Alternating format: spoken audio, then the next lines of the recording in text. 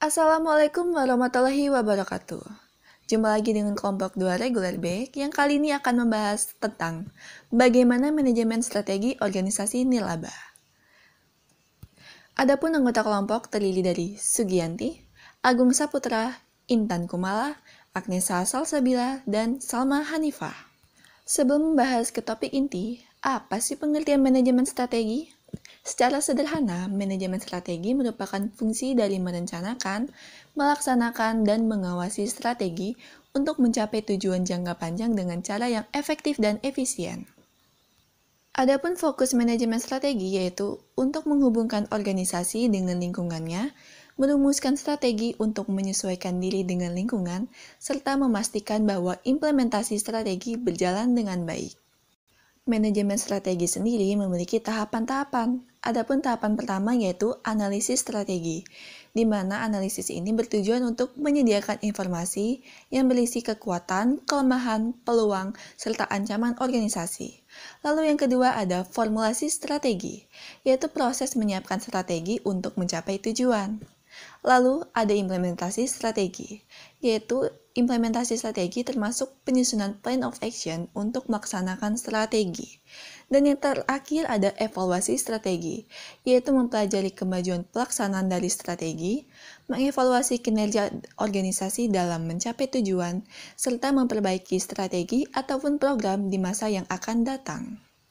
Menurut Nutt dan Beckhoff, perlunya beberapa alasan untuk perubahan strategis sekaligus memberikan petunjuk tentang bagaimana manfaat manajemen strategis bagi organisasi publik maupun organisasi non-profit, yaitu 1. Organisasi baru yang sedang berkembang harus memikirkan langkah selanjutnya dan sasaran yang diprioritaskan. Lalu yang kedua ada kebutuhan memperlihatkan stabilitas pembiayaan, di mana memerlukan strategi baru untuk mencari sumber pembiayaan yang baru. Lalu ada keinginan mengembangkan pelayanan seiring makin tersedianya sumber daya yang dimiliki, mendorong manajer melakukan perubahan kebijakan, prosedur bahkan prioritas konsumen yang dilayani. Lalu adanya koordinasi tindakan yang menuntut adanya perubahan dalam kebijaksanaan internal. Lalu yang terakhir ada ancaman politik di mana menuntut para eksekutif menyesuaikan kebijaksanaan organisasinya dengan tuntutan tersebut. Lalu apa sih organisasi nirlaba? Organisasi nirlaba atau non-profit merupakan organisasi non-pemerintah yang berorientasi pada nilai yang memiliki prinsip untuk mencapai tujuan sosial, lingkungan, dan budaya.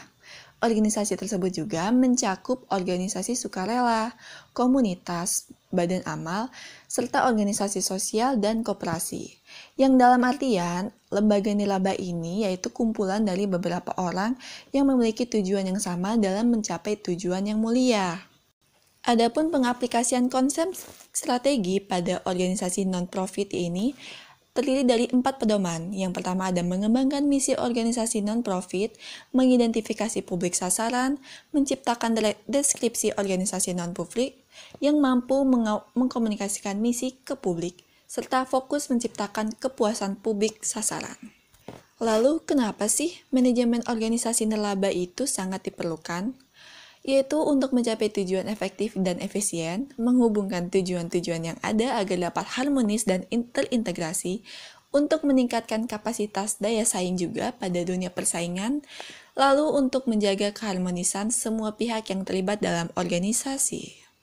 Jadi kita dapat simpulkan dengan adanya manajemen strategi ini, pelaksanaan strategi akan lebih mudah dilakukan karena adanya kesesuaian pemahaman visi dan misi, sehingga setiap pimpinan akan memiliki rencana yang lebih baik, teliti, terarah, jelas, dan lebih mudah untuk melakukan prediksi dan proyeksi masa depan secara lebih realistis.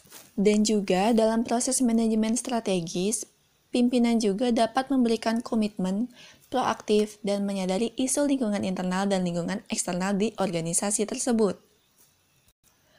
Organisasi yang menerapkan manajemen strategis juga memiliki rencana yang strategis dan rencana operasional yang lebih jelas dan mudah untuk diikuti. Dengan demikian, dalam mencapai tujuan, pimpinan organisasi, pimpinan unit, staf, dan karyawan mempunyai arahan yang sama dan tidak mengambil keputusan yang berbeda-beda, dalam artian memiliki satu arahan yang sama. Sekian dari presentasi kelompok kami. Apabila terdapat kesalahan kata, kami mohon maaf dan kepada Allah kami mohon ampun. Sekian, terima kasih. Wassalamualaikum warahmatullahi wabarakatuh. See you on next your presentation. Bye-bye.